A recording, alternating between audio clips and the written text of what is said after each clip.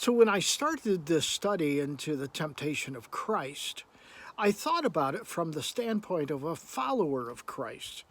Identity, destiny, and security are all important for us as we need to understand our relationship to God the Father and His Son Jesus.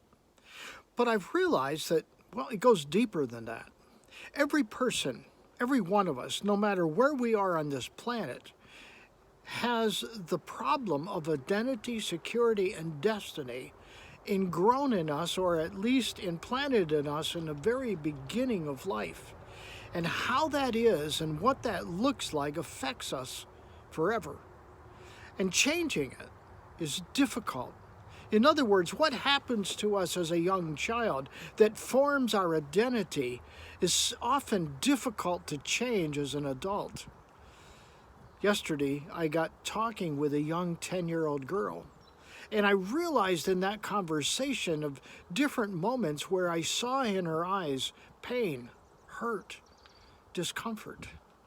We talked briefly, although she didn't want to talk, but I realized that she struggles with some of these very things that I have been looking into, specifically struggling with identity, struggling with security, struggling with those things in her life, even her destiny. We've talked about that, and we talked about the value of bonding and the value of talking and sharing what's going on in your heart. But the reality is that we all struggle with these issues. We struggle with them from the time of our birth. And there are so many things that just rip our identity apart, so many things that rip our security apart, and so many things that rip our destiny apart. Sometimes it's our economic situation, sometimes it's where we live or don't live. It's who we go to school with or who we don't go to school with, who our friends are or who they aren't. It's so many things.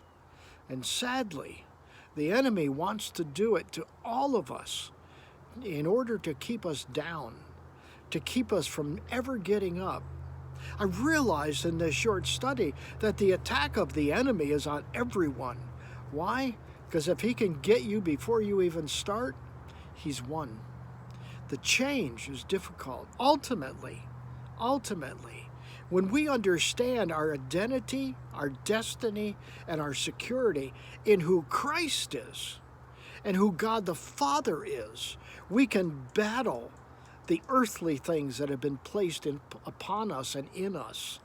So my challenge today is, well, not only for yourself, but others around you.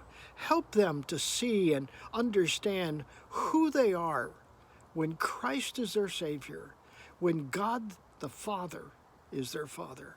Help them to understand that the things that they've bought into, the lies that the enemy has placed in their lives, don't have to be followed.